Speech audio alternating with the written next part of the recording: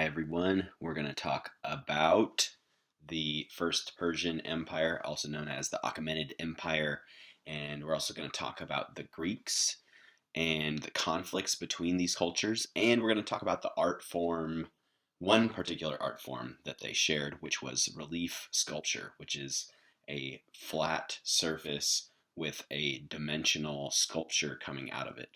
And you'll see what I mean soon. But first, we're just going to focus on learning about these cultures, and then in the next lecture, we will talk about the assignment and look at some examples more specifically. So, they existed from 550 to 330 BC. The rulers came from the tribe known as the Medes. The official state religion was Zoroastrianism, which was one of the earliest monotheistic religions before Christianity and Islam. Though it is monotheistic, it is not an Abrahamic religion, right? So it didn't stem from Abraham, didn't stem from the Bible, Old Testament, not from those. This is the capital of the Achaemenid Empire. I'm not sure how to pronounce that. Pasargadae. They followed the prophet Zoroaster and their god Ahura Mazda. Their religion was also influenced by the original tribal customs of the Medes, as well as the customs of the religions of the cultures that they conquered. Like most civilizations of that time, it was a kingdom with an absolute ruler. Their first and most noteworthy ruler was named Cyrus the Great. Cyrus, here's a stela, which is a large, like usually it's like a monumental sculpture, just a freestanding sculpture with relief carving on it.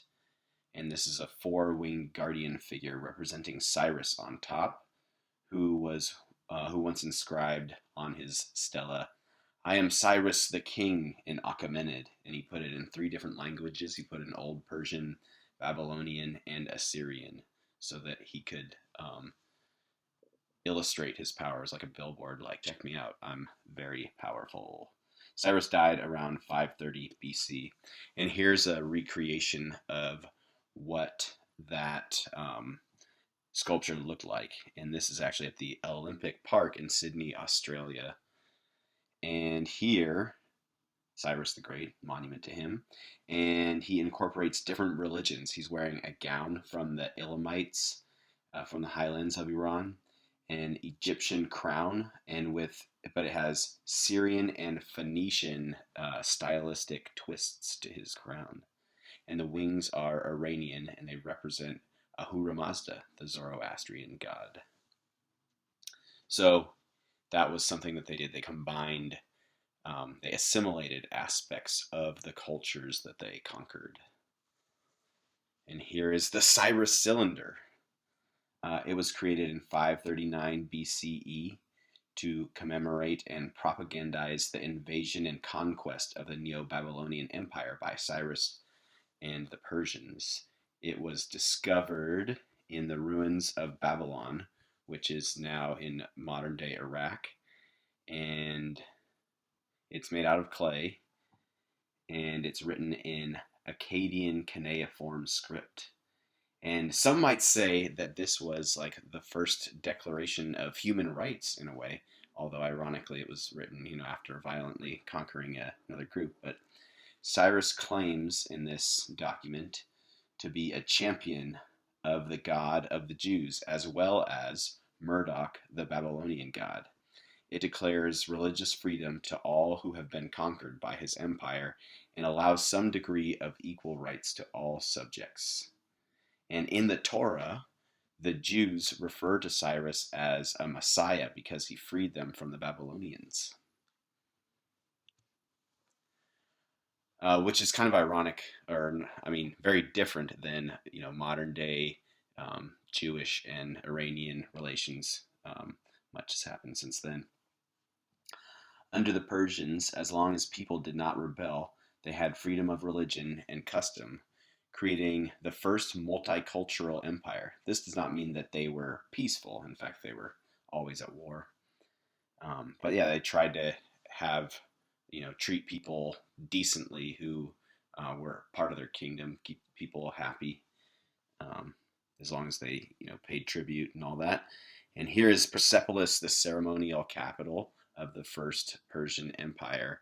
And you can see it's a recreation of what it might have looked like um, in its time. And later on, we'll take a closer look at some of that relief sculpture and talk about its symbolism. But another fun fact: this is the Alhambra Garden and Palace in Granada, Spain. Part of it's kind of a military fortification, but yeah, really cool building. And the garden here exists today. This is what it looks like today. And these gardens were based on those Paradita gardens from the Achaemenid Empire. That's where that came from. But this was created by the Moors who conquered Spain, kind of the lower Andalusian portion of it. And I know they're very beautiful because I visited them. Here's my wife and I checking out the garden here, and all these beautiful water features and ornamental plants and hedges, and quite gorgeous. All right, back to Persepolis. So take a look there at the recreation of what it looked like. So where's that place? Here it is on the map. You can see modern day Iran, and this is kind of where it's located in the southeastern corner.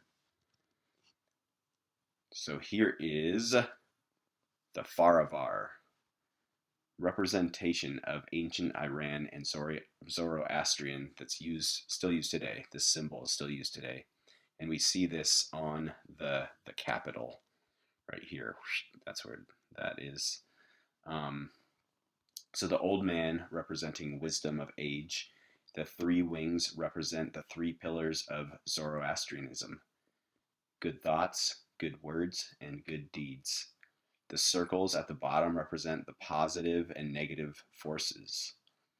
And we must face the positive force. So that's kind of, he's holding that ring and he's facing to the right, facing the positive.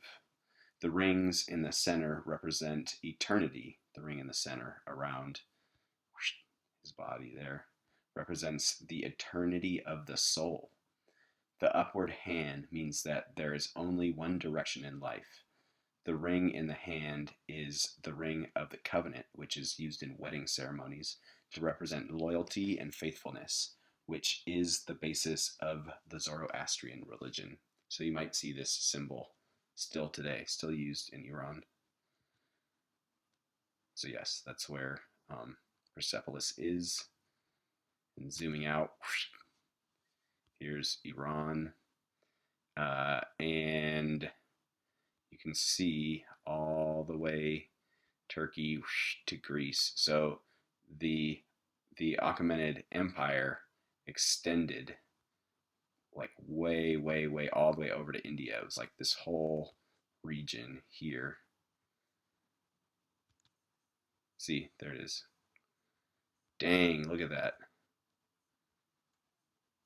All the way into Egypt, all the way into Egypt, all the way around here, up into like southern Europe here. And then, so imagine, you're these little tiny Greeks over here, and these guys are just moving in on your territory.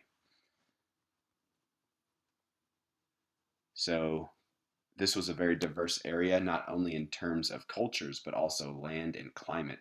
This must have required a great deal of governmental organization as well as economic and agricultural sophistication to maintain such a large empire. Much of the central region consists of upland terrain divided by many valleys and mountains, with periodic deserts. The elevation range was from 600 to 3,000 meters high, and salty marsh valleys and forests.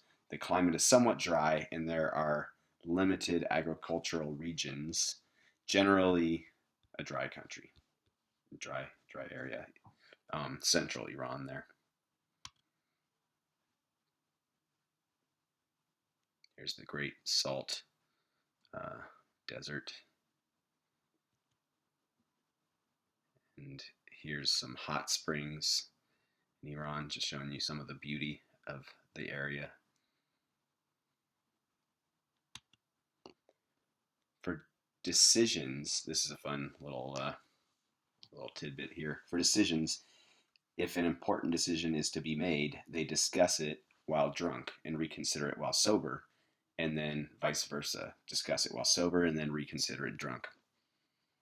And here's a horn-shaped vessel ending in an animal's head.